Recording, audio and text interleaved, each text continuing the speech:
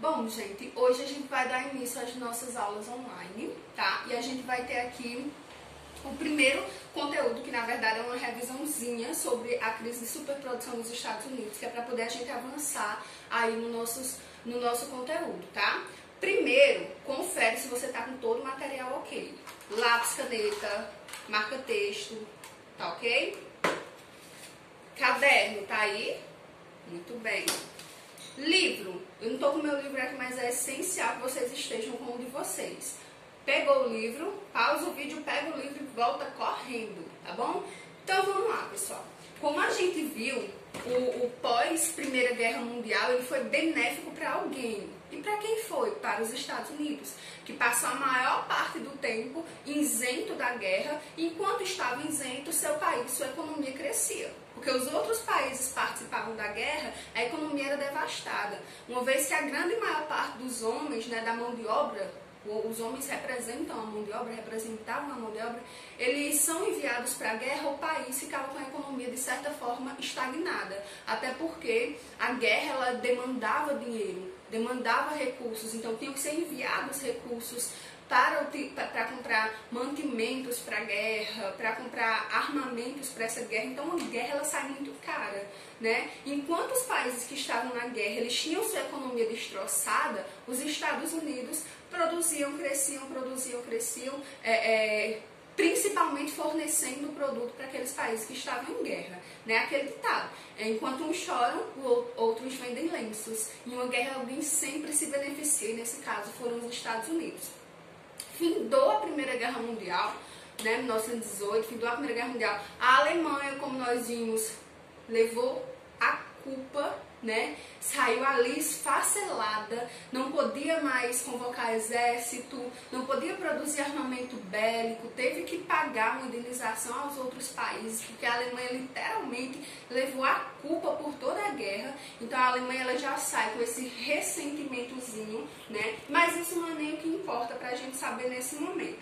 O que a gente tem que entender nesse momento é que pós Primeira Guerra Mundial, os Estados Unidos, a economia deles vai crescer demais, né? Porque eles vão produzir para vender para os outros países que tinham participado da guerra. E também vai ter aquela questão dos empréstimos, né? Os Estados Unidos vão sair emprestando dinheiro para os países, principalmente para os países europeus.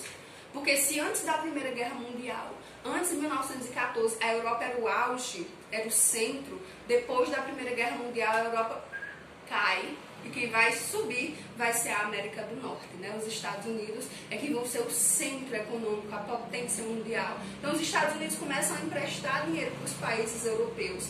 E internamente, os Estados Unidos viviam um momento de ascensão industrial, de produção industrial, de incentivo ao consumo.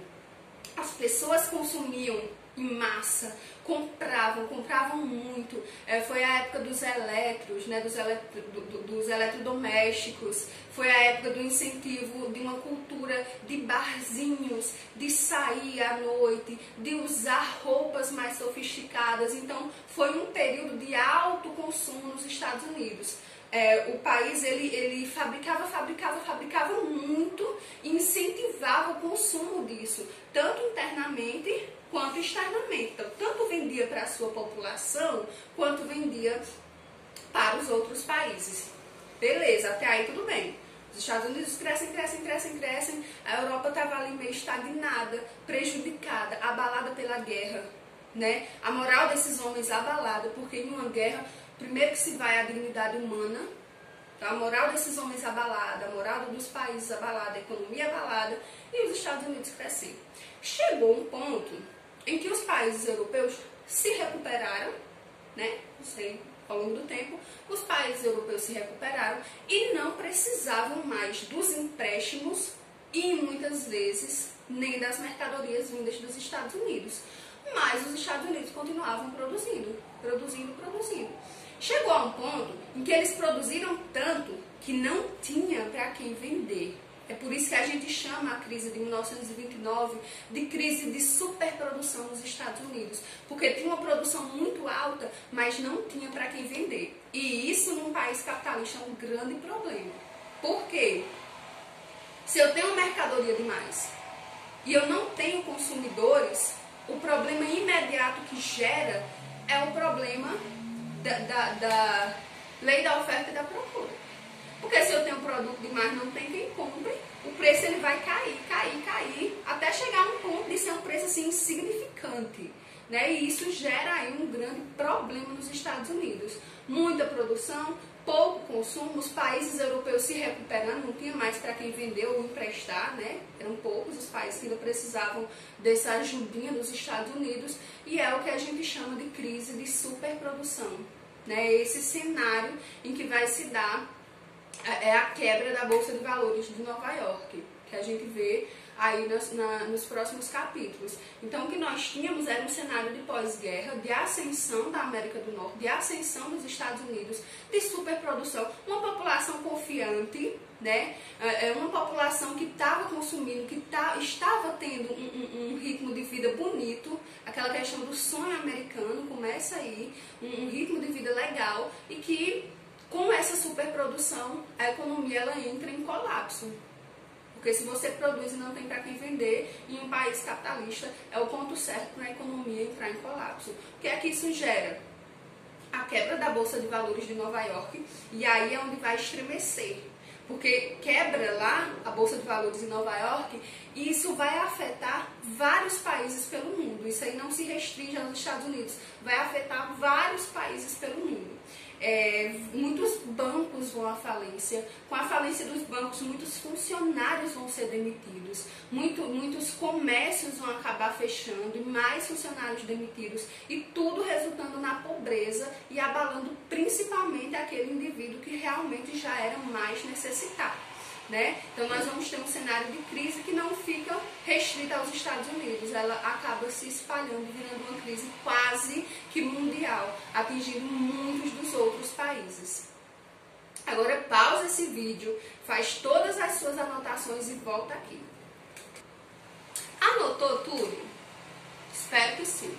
Semana que vem a gente vai ver como é que o governo dos Estados Unidos interviu, olha que irônico, né? O governo de um país capitalista que prega o liberalismo econômico, a não intervenção estatal, teve que interferir totalmente na economia para ajudar o país a se reerguer, né? Porque o país estava quebrado, o governo que teve que ir ali cimentar, botar uma colinha aqui, uma colinha acolá, para poder colar o país novamente. E aí na semana que vem a gente vai rever, né, bem rapidamente quais foram as atitudes tomadas pelo governo e como uma dessas atitudes acaba sendo o cenário perfeito para o surgimento de gangues, né, gangsters, principalmente do nosso famosíssimo Al Capone, né, como a gente já viu em sala e vai rever na semana que vem para poder ingressar no novo conteúdo. Eu vou deixar um quiz aqui para vocês responderem e próxima semana a gente inicia o próximo conteúdo, tá bom, gente?